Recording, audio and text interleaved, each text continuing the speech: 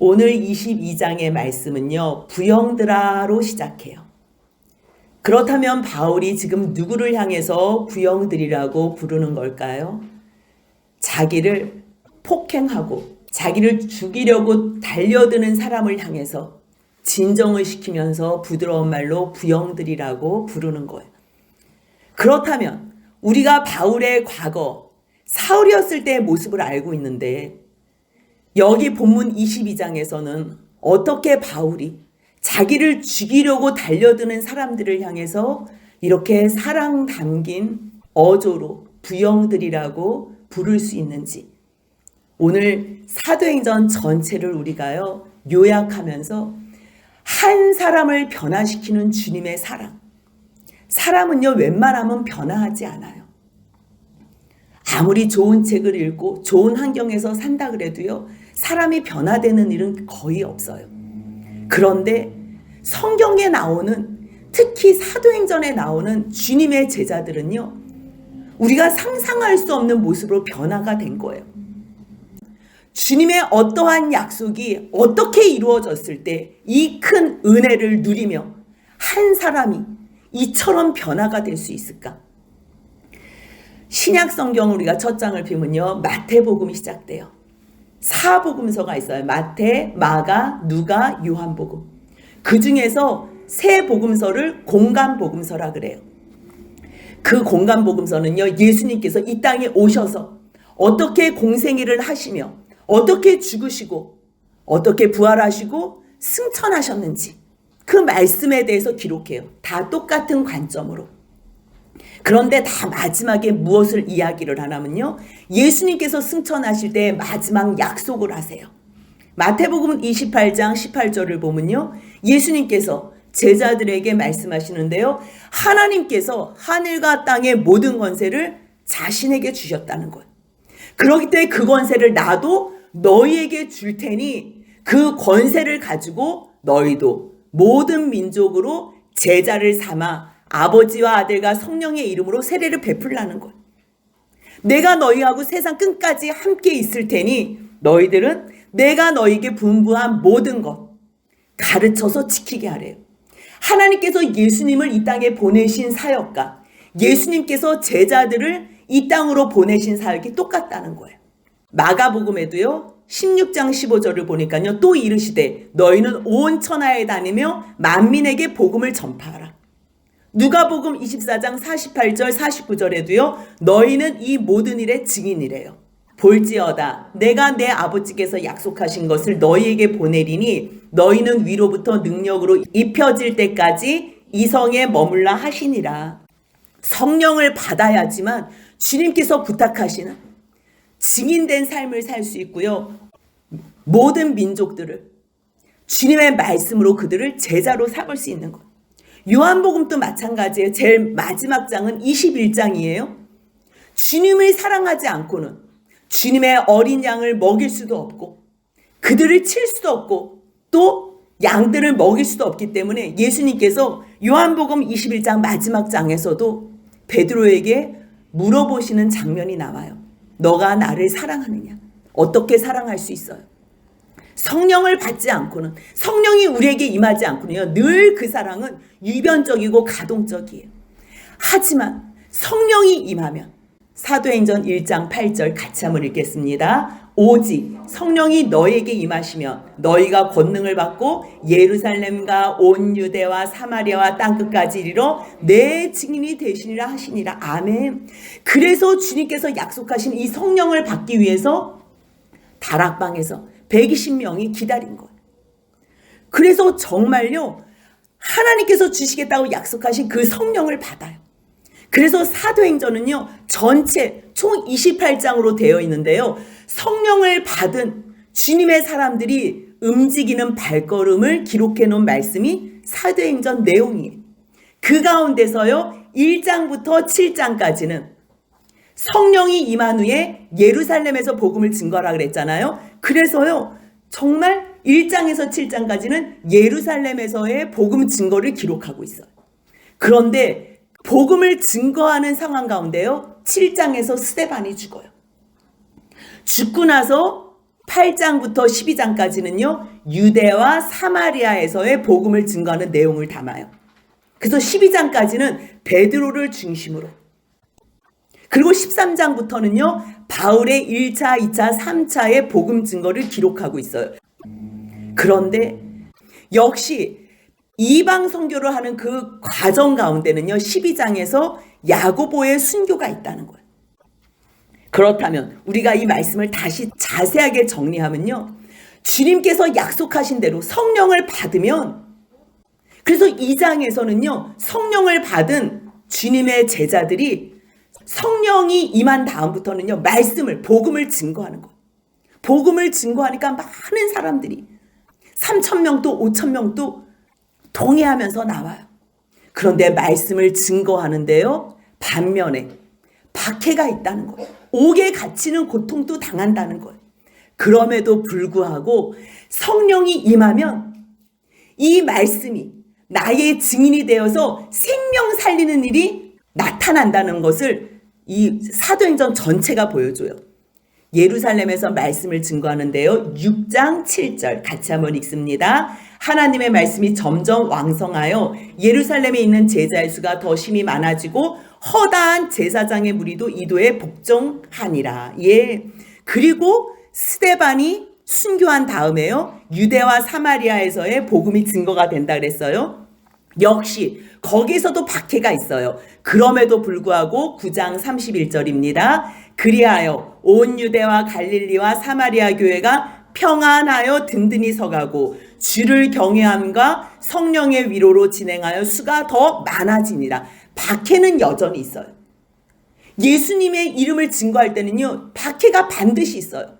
그럼에도 불구하고 하나님의 그 살아계시는 말씀, 그 사랑의 메시지로 말미암아 교회는 든든히 서간다는 거예요. 12장에서 야고보가 죽어요. 순교를 당해요. 그리고 나서 13장부터는요, 바울의 이방 선교가 1차, 2차, 3차에 의해서 전개가 돼요. 그 가운데에 하나님께서는 그 1차 선교의 보고서를 어떻게 바울에게 쓰게 하냐면요, 16장 5절입니다. 같이 읽습니다. 이에 여러 교회가 믿음이 더 굳건해지고 수가 날마다 늘어가니라. 1차 선교 때 방문한 교회를 가서 봤더니 정말 교회가 믿음에 더 굳건하게 선 거예요. 성도들의 수도 날마다 늘어가는 것을 목격한 거예요. 그리고 나서 2차 선교를 가는 과정 가운데 16장 10절 같이 읽습니다. 이는 하나님이 저 사람에게 복음을 전하라고 우리를 부르신 줄로 인정함이니라. 마게도니아 사람이 하나가 서서 들어와 했던 그 환상을 보면서, 아, 정말 하나님께서 우리의 이 선교 사역을 기뻐하시는구나. 복음을 위하여 우리를 부르셨구나. 이것을 확신을 한 거예요.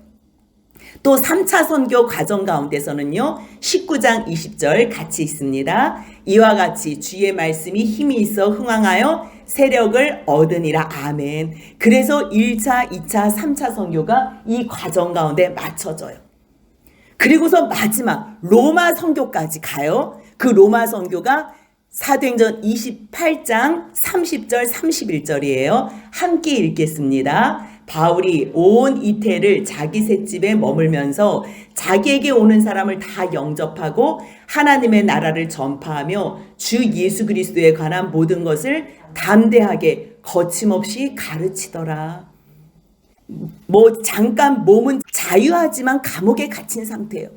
그럼에도 불구하고 바울은요, 오직 하나님의 나라와 주 예수 그리스도에 관한 모든 것을 굽힘이 없이 담대하게 가르쳐 거침이 없이 가르쳤다는 것으로 사도행전이 마무리가 돼요. 그렇다면 바울이 또 앞에 12장까지는 베드로의 이러한 선교 사역이 어떻게 이렇게 자기 생명까지 들여가면서 온 마음을 들이고 온 인생을 들여서 예수의 증인으로 살 수 있나? 정말 성령이 임하면 무엇이 바뀌나? 바울의 선교 사역이 절대 쉽지 않았어요. 마지막 3차 선교를 끝내는 과정 가운데서는요, 성령께서 직접 바울에게 찾아와 주셔서 가르쳐 줬어요. 결박과 환난이 기다리고 있다고. 그리고 또 다른 제자들을 통해서도 성령이 충만한 제자들을 통해서도 또 예언하는 선지자들을 통해서도 계속 예루살렘으로 가면 결박을 당한다고 환난이 기다리고 있다고 가르쳐줘요. 그럼에도 불구하고 바울은 도대체 어떠한 하나님의 사랑을 받았기에 21장 13절 같이 한번 읽겠습니다. 바울이 대답하되 여러분이 어찌하여 울어 내 마음을 상하게 하느냐. 나는 주 예수의 이름을 위하여 결박 당할 뿐 아니라 예루살렘에서 죽을 것도 각오하였노라 하니. 아멘. 사랑하는 지체가, 사랑하는 동역자가 예루살렘으로 가면 결박당하고 죽을 것을 뻔히 알면서 보내는 사람은 없을 거예요. 그럼에도 불구하고 그것이 나의 사명인 줄 안다면, 그것으로 말미암아 왕과 이방인들 앞에서 예수 그리스도에 대한 말씀을 증거할 수 있는 기회가 주어진다면 바울은요 전혀 굽힘 없이 주님의 뜻이 이루어지길 원했던 거예요. 그래서요 그곳에 있었던 동역자들도 함께 같은 마음으로 우리가 주의 뜻대로 이루어지길 원합니다 하면서 그를 보냈다는 것. 바울은요 이제 자기의 사역과 사명이, 자기가 가야 될 길이 어떤 길인 줄 알아요. 그래서 아무리 결박과 환난이 기다리고 있지만요 예루살렘에 그 이방 교회들이 사랑의 헌물, 이 사랑의 연보를 준비한 것을요 그 지도자 대표들과 함께 예루살렘으로 와서 여기에 있는 야고보와 장로들에게 자기의 사역을 낱낱이 다 보고해요. 얼마나 기뻐요. 얼마나 하나님 앞에 영광과 찬양을 돌려요.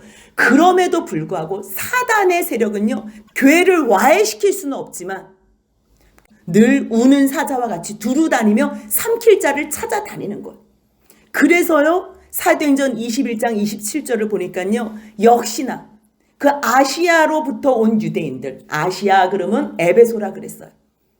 마지막 에베소에서 너무 큰 핍박이 있었어요. 근데 거기에서 온 유대인들이요 바울을 죽이겠다고 사람들을 무리를 충동하여 그를 붙잡고 질질 끌고 성전 밖으로 데리고 오고 그를 주먹으로 치고 폭행하는 거. 왜요? 죽이겠다고.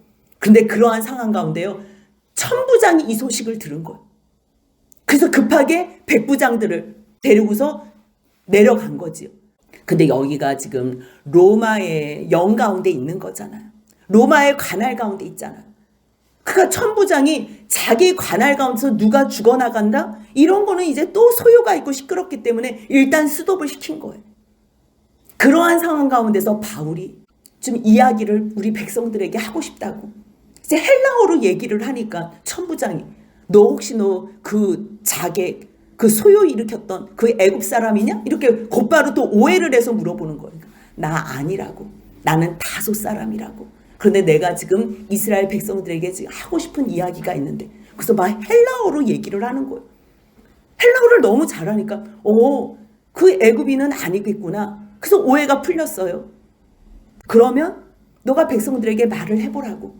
그래서 이제 기회를 준 거예요. 그 기회를 줘서 이스라엘 백성들 자기를 성전 밖으로 질질 끌고 가고 주먹으로 치고 폭행하고 죽이려고 달려드는 이스라엘 백성들 유대인들을 향해서 바울이 자기의 신앙 고백을 하는 거예요. 1절 한번 같이 읽겠습니다. 부형들아 내가 지금 여러분 앞에서 변명하는 말을 들으라. 이 부형들아는요 형제들아라는 단어보다요 극존칭이에요. 이 부형들아라고 표현한 사람이요 한 사람 있는데 스데반이에요. 스데반이 7장에서 설교를 하다가 마지막에 돌 맞아서 죽잖아요. 그때 그 자기를 죽이겠다고 거짓 모함으로 둘러선 그 사람들을 향해서 부형들아 그렇게 불렀던 고백이 있거든요. 그때 스데반이 부형들이여 불렀을 때에 바울이 그 자리에서 스데반을 죽이려고 했던 그 사람들의 옷을 지키고 있었던 사람들이 지금 많은 시간이 지나고 바울이 자기를 죽이려고 달려드는 이 사람들을 향해서 똑같이 부형들아 라고 부르고 있어요. 주님을 사랑하는 사람, 주님의 사랑을 아는 사람은요 정말 원수를 사랑할 수 있나? 우리가 궁금해져요. 근데 왜 사랑할 수 있냐면요, 그 원수를 하나님께서 여전히 사랑하고 계시는 거예요. 나도 주님의 원수 됐었는데 여전히 나를 사랑했기 때문에 내가 주님의 사랑을 입은 거거든요. 그렇기 때문에 어느 누구도 죽기 전까지는 구원받을 수 있는 기회가 있는 주님의 사람이라는 것을 우리가 믿음으로 알 수 있는 거예요. 그래서 아무리 자기를 지금 죽이겠다고 달려들어도요, 그들을 향해서 부영 드리라고 얘기해요. 그래서 뭘 이야기하냐면, 나도 유대인이라고, 특히 나는 길리기아 다소에서 났다고, 이제 막 히브리어로 하는 거. 아니 헬라어뿐만 아니라 히브리어도 해? 그러니까 히브리어로 말하는 것을, 그러니까 일단 한번 조용히 한번 들어보자 하고서 집중해서 들은 거. 근데 집중해서 듣는데 자기소개를 하는 거지. 뭐라는 거예요? 나는 여러분들하고 똑같은 유대인들입니다. 나는 당신들과도 같은 형제입니다. 이거를 얘기하는 거예요. 길리기아 다소에서 태어났습니다. 이 길리기아 다소는요, 헬라 문명 영향을 받은, 그래서 문화적으로 굉장히 발달된 곳이에요. 그러니까 쉽게 말해서 촌구석에서 온 사람이 아닙니다. 여러분들이 그렇게 좋아하고 갈망하는, 나는 길리기아 다소에서 출생한 사람입니다. 그리고 여러분들이 그토록이나 배우고 싶어하는 가말리엘 문화에서 배웠습니다. 이때는요, 뭐 특별하게 대단한 유명한 율법사들 7명이 있었대요. 그 중에서도 가말리엘은요, 율법사 중에 가장 존경받는 율법사였대요. 그래서 가말리엘 문화에 들어가려면요, 돈 있다고 줄 선다고 들어갈 수 있는 게 아니래요. 기본적으로 13살 때 이미 벌써 모세오경을 다 외워야 돼요. 기본적으로. 창세기, 출애굽기, 레위기, 민수기, 신명기를 통째로 다 외워야 돼요. 그래야지 13살 지나면서 이게 통과가 되는 거예요. 근데 바울이 자기는 가말리엘 문화에서 배웠다는 거예요. 율법에 대해서 가장 엄한 교훈으로 받았다는 거 여러분들도 알지 않습니까? 나도 여러분들처럼 하나님에 대한 열심히 특심이었던 사람입니다. 그러면서 이제 빌립보서 3장 5절 6절에서는요, 바울이 정말 특별한 이 세상적인 눈, 그 다음 유대인들이 가장 존경하고 부러워하는 대상이었는지 5절 6절에 나와요. 같이 한번 읽어보겠습니다. 나는 8일 만에 할례를 받고 이스라엘 족속이요 베냐민 지파요 히브리인 중에 히브리인이요 율법으로는 바리새인이요 열심으로는 교회를 박해하고 율법의 의로는 흠이 없는 자. 와, 율법의 의로는 완전히 흠이 없다고 자신을 평가할 만큼. 그런데 열심히 얼마나 있었냐면, 열심히 유대인으로서 열심히 있는 사람은요, 교회를 박해해야 돼요. 왜냐하면 여호와는 유일신이거든요. 이스라엘 백성들, 유대인들은요, 유일신 사상이 있어요. 그런데 어디 이단 예수교가 나타나더니 죽었다가 살아났다는 거예요. 자기가 하나님과 동등되다는 거예요. 자기는 하나님이 보내신 아들이라는 거예요. 그러니 그 그리스도인들을 가만히 놔둘 수가 없는 거예요. 저거는 이단 중에 개수기 때문에요, 잡아서 죽여야 된다고 생각했던 거예요. 그래서 자기가 과거에는 어떤 삶을 살았는지 아십니까? 그래서 4절부터 9, 9절절이 이야기를 하는 거예요. 자기가 얼마나 이 예수 믿는 그리스도인에 대해서 박해의 특심이 없는 사람이었는지, 내가 이도를 박해하여 사람을 죽이기까지 했대요. 남녀 불문하고 결박해서 5개 넘겼대요. 여기 지금 대제사장들과 모든 장로들이 증인이래. 왜? 내가 공소장을 받아가지고 다메섹에 갔기 때문에 다 안다는 거예요. 다메섹 그 이방 나라까지 왜 거기까지 올라갔다는 거예요? 그리스도인들이 도망갔다는 소식을 듣고서 도망간 사람들까지 다 끌어가지고 죽일 생각으로 갔다는 거예요. 그래서 5절에서 뭐라 그래요? 다메섹 형제들이 가는 공문을 받아가지고 내가 그 사람들 결박하여 끌어다가 형벌받게 하려고 갔다는 거예요. 근데 가던 중에 상상할 수 없는 사건이 있었던 것을, 이 예수님 만난 사건을 하는 거예요. 왜 바울이 이렇게 변해요? 왜 베드로가 변해요? 왜 12제자들이 왜 변했어요? 왜 변했어요? 예수님을 다 모른다고 부인하고 도망갔던 사람들, 예수님을 저주까지 했던 베드로가 어떻게 변화가 됐어요? 나머지 제자들도 똑같죠. 가룟 유다는 자살해서 죽었지만 나머지 제자들도 별 다른 게 없이 다 도망갔어요. 근데 도망간 사람들이 어떻게 마지막에 다 순교자로 예수님을 증언하다가 자기 생명도 아끼지 않고 죽는 순교자가 될 수 있었을까요? 인생 가운데 예수님을 만난 거예요. 성령님이 이들 가운데 임한 거예요. 오직 성령이 임해야지만 예수님을 알 수 있어요. 예수님이 찾아와도요, 정말 우리가요, 그 예수님이 예수님인지 모른다니까요. 바울이 예수님이 다메섹에 찾아왔는데 주님 누구십니까? 그래. 몰라요. 아무리 예수님이 찾아와도. 그래서 그때를 추억하면서 고백하는 거예요. 내가 다메섹에 가까이 갔을 때 그때가 오정쯤 됐을 거다. 오정이면 햇빛이 위에서 가장 강렬하게 내리쬐 때예요. 특히 이스라엘 지나서 다메섹은요, 거기는 구름 한 점 없는데요. 얼마나 더운 사막인지 몰라요. 햇빛보다 더 밝은 빛은 없어요. 거기서 후레쉬를 비친다고 밝겠어요? 아니면 촛불을 킨다고 밝겠어요? 그런데요, 그 정오쯤 됐을 때 하늘로부터 큰 빛이 나를 둘러 비쳤다는 거.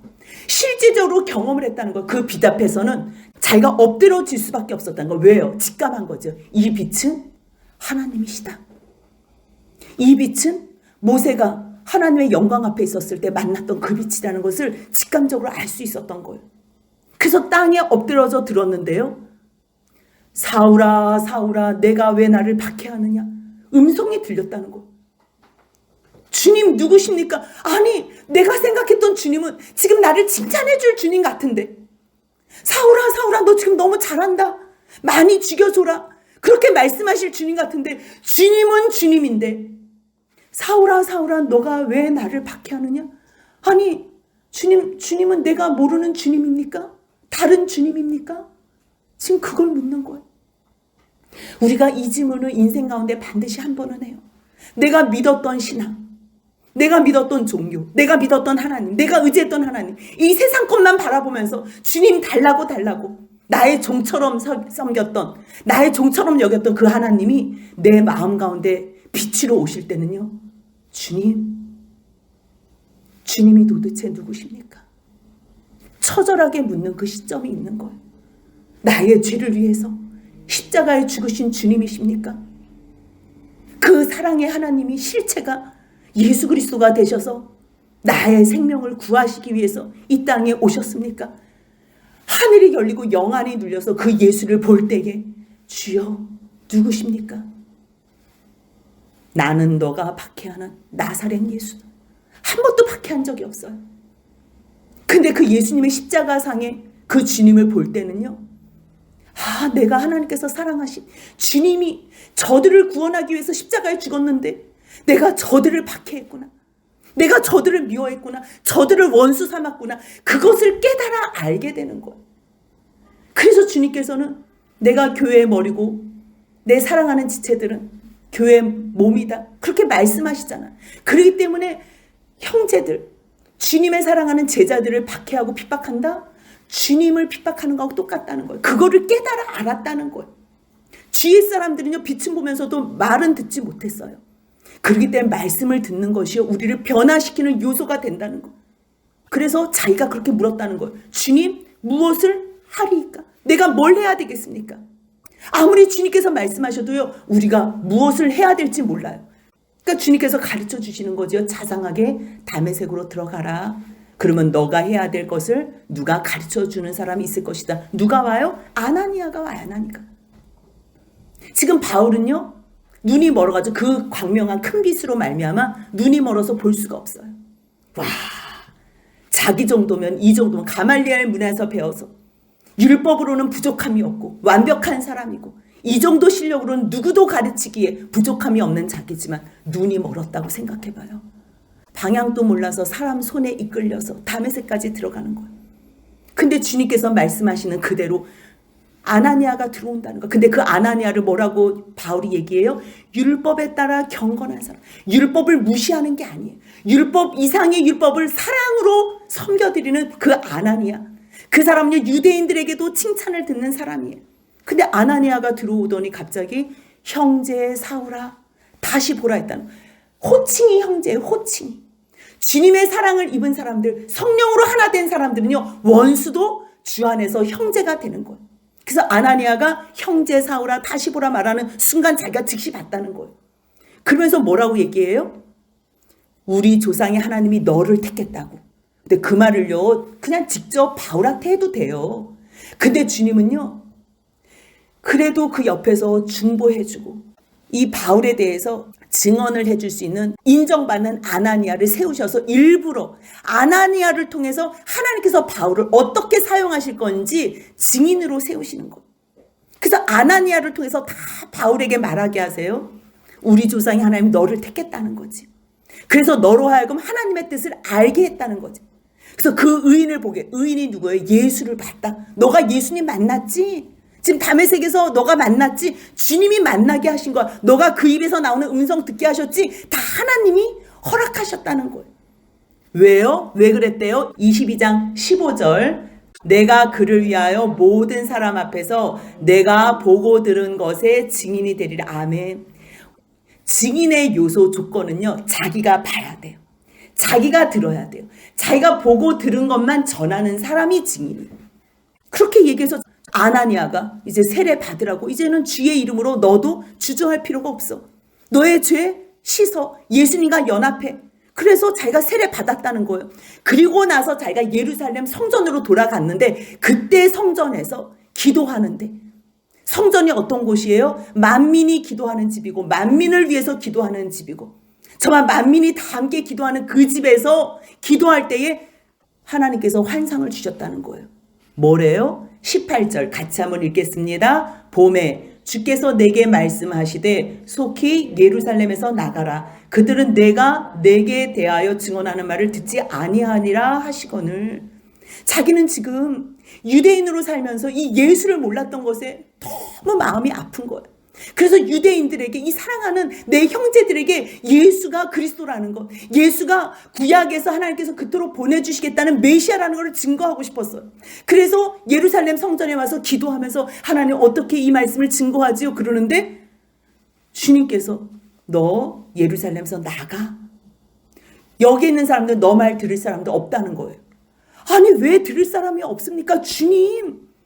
아니 내가 사람들을 이렇게 옥에 가두고 나도 주님을 못 믿어가지고 내가 그리스도인들을 박해하고 각해당해서 때리고 스데반이 죽어나갈 때에 내가 그 옆에서 옷 지켰던 증인 아닙니까? 아니 그 사람들 다 안다고요. 나같이 이렇게 그리스도인들을 박해한 사람이 어디 있습니까? 아 사람들 다 알 거예요. 그때 주님이 뭐라고 말씀하세요? 또 이르시되 떠나가. 내가 너를 멀리 이방인에게로 보내리라.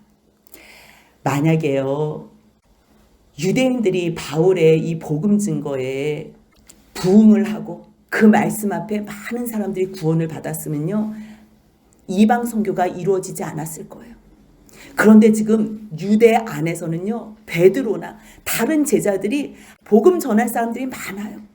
근데 이제 헬라어에 능통하고 어렸을 때부터 이 율법에 가말리알 문화에서 배우고 모든 것이 완벽하게 준비된 바울을 하나님께서는요, 이방 선교사로 보내고 싶은 거.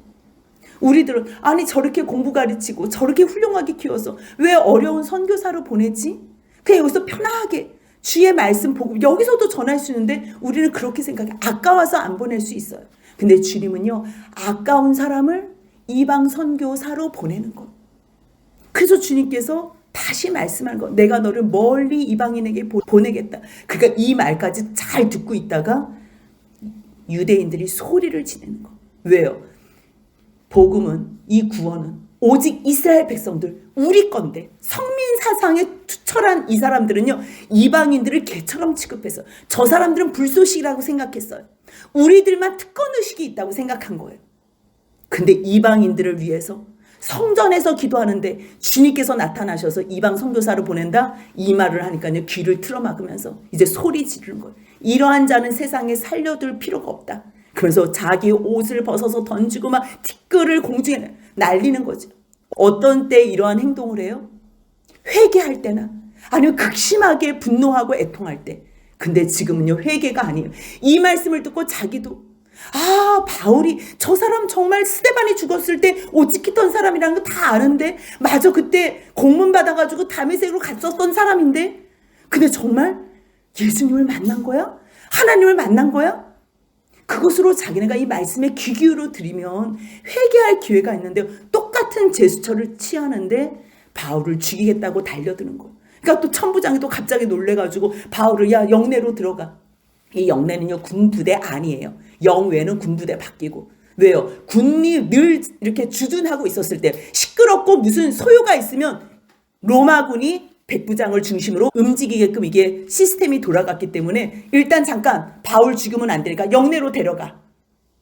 그래서 무슨 일로 지금 떠드는데 일단 채찍질해. 신문에 이르니까 바울을 이제 가죽으로 메고서 채찍질 하려고 준비를 하는데 갑자기 바울이 뭐라 그래요? 아니 너희가 로마 시민 된 자를 제도 정하지 않고 채찍질 할 수 있어? 그렇게 묻는 거예요. 로마 시민권이 있으면요, 어느 누구도 재판 없이는 고문할 수 없어요. 잡을 수도 없어요. 로마인은 채찍질을 하면 안 돼요. 그러니까 유대인이기 때문에 지금 유대인으로 오해했기 때문에 마음껏 채찍질을 하라고 하는데요. 그러한 상황 가운데 뭐라고? 로마 시민권이 있다고? 그러니까 백부장이 놀래가지고 천부장한테 가가지고 아니 로마 시민이래요. 그러니까 뭐라고? 한번 내가 직접 가서 확인해 보겠다고. 아니 너 로마 시민이야? 물어보니까 예, 제가 로마 시민이에요. 아니 나는 돈 많이 주고 샀는데 너는 그러면 어떻게 너는 로마 시민권을 받았냐? 너무 궁금한 거예요. 나는 나면서부터예요. 이러니까 이제 너무 두려운 거죠. 왜요? 재판 없이 이러한 일을 하면 안 되니까 그 일로 말미암아 결박한 것 때문에 이제 두려워하게 돼요. 이것으로 천부장이 바울 편에서 도와줘요. 그래서 그 다음 날에 무슨 일로 고발하는지 이제 정확하게 재판을 하자고. 그래서 일단 그 진상을 알아야 되니까 결박 풀고 제사장들 온 공회들 다 모으라고. 그래서 이 재판을 영내에서 군대 내에서 하지 않고요, 사내들인 공회에서 너희들 이거 종교에 관한 재판이니까 어차피 너희 관할 아래서 사내들인 공회에서 재판하자. 그래서 공회 앞에 모아요. 거기에 바울을 데리고 내려가서 앞에 세우는 걸로 마무리를 해요. 그래서 다음 주에는요, 그 공회 앞에서 다시 바울이 주님께서 나에게 어떻게 역사하시고 내가 이 주님의 사랑으로 말미암아 어떻게 복음을 증거하는지에 대해서 또 고백을 해요. 우리가 사도행전을 지금 계속 보고 있어요. 그런데 이 바울이 어떻게 이렇게 변할 수 있었는지, 어떻게 생명을 다해서 예수의 증인이 될 수 있었는지, 직접 주님을 만난 거예요. 근데 그 주님을 누구로 통해서 만나요? 성령으로 통해서. 그렇기 때문에 우리도 주님의 기뻐하시는 제자의 삶을 살려면요, 1차적으로 성령을 구하고 또 찾고 두드려서 그 성령을 받음으로 말미암아 예수의 증인이 된다면 무엇을 해도 감사하고 무엇을 해도 기쁘고 이 세상의 원수가 내 친구가 되며 그도 변하여 새 사람 되어 주님의 증인이 되어 영원히 한 지체로 주님과 함께 더불어 살 수 있다는 것 기억하시며 오늘도 날마다 성령 받아 성령 안에서 사는 저와 여러분들의 복된 삶이 되시길 주님의 이름으로 소원합니다. 아멘.